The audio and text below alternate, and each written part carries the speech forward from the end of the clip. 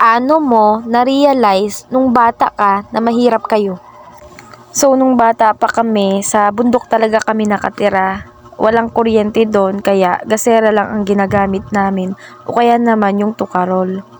Tapos 2 hanggang 5 piso lang yung baon namin dati. Masaya na kami pag 5 piso or higit pa yung binibigay nila mama. Tapos nung elementary pa kami, sa aming magkakaibigan, ako lagi yung nililibre ng mga kaibigan ko. Binibigyan nila ako ng mga biskwit or kung ano mang pagkain nila. Tapos naranasan din namin mag-ulam ng asin na may tubig. Sarap na kami niyan dati. Tapos naranasan ko din mag-igib ng tubig sa ibang bahay para lang magkapera at nang mabili ko yung gusto kong bilhing pagkain. Tapos naranasan din namin makinood sa mga kapitbahay dahil nga wala kaming TV dati. Tapos inaabot kami ng gabi. So, syempre, kailangan nang patayin nila yung TV. So, since nung nagkabahay kami dito sa sentro, dito sa San Pedro, wala pa kami nung CR. So, nakiki-CR lang kami sa kapitbahay namin, kila Tita Lisa. So, wala kaming sarili ng CR din. Alam niyo yun, bihirang-bihira kami makatikim ng spaghetti. So, nakakatikim ko siguro kami ng spaghetti pag may handaan sa kapitbahay, pag ini-invite kami or binibigyan naman kami. Dahil nung bata pa kami, hindi talaga kami nakakahanda ng spaghetti nung pag-birthday namin. Minsan ang kadalasan naming handa nung pag na-birthday kami is tinapay at juice lang. Minsan naman may pansit, ganun. Tapos, alam niyo yun, nung kabataan namin, usong-uso sa amin yung maghanap ng, ng pako, bakal, bote, plastic. Tapos, yung mga lata-lata ng dilata, yung mga ganun. Iniipon namin yun para pag may nagdaan dito na magbabakal, is ipapabenta namin para, yun, magkapera kami.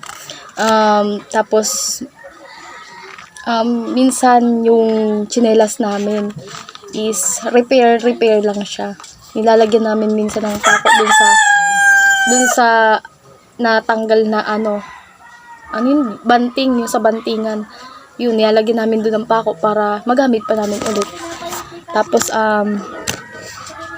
minsan, naalala ko, nung pag iniiwan kami nila mama dito sa bahay, nung elementary pa kami, paano nagpupunta sila sa bundok, tapos kami nila ate naiiwan dito at nag-aaral kami ng ELIM. Tapos, alam yun, yung iniiwanan lang kami minsan ng pambili ng ulam, ganyan. So, ang ginagawa namin, ang binibili namin is yung matamis. May apiso nun. Malaki na siya, pwede na yun ipang-ulam namin. So, yun, nagbibili kami ng matamis. Tapos, yun na yung pang-ulam namin. Imbis na laki at mura pa naman dati ang laki namin. So, yun, matamis yung binibili namin. At yun na yung inuulam namin. O kaya, minsan naman, pag wala sila mama, naglulugaw na lang kami ng kanin. Nilulugaw namin para hindi na kami magbili ng ulam. So, makakatipid na kami dun. O kaya naman, minsan ang inuulam namin, asukal, tubig, o kaya naman toyo, o kaya naman mantika, toyo, or mantika, asin, ganun. So, ganun yung mga naranasan namin ulam. Tapos, minsan naman, kape, asukal, tubig, yun, nilalagyan namin ng kape yung kanin namin. Nasarap na yun. So, masarap na ang kain namin ng dati. Tapos, gabi, minsan wala kaming ulam, walang makain. So, dinadaan na lang namin sa tulog yung kalam ng sikmura namin. Dinadaan na lang namin sa tulog para, para kahit paano hindi na namin yung gutom. Mainda yung gutom na nararanasan namin ng araw na yun. So, tinutulog na lang namin yung gutom namin.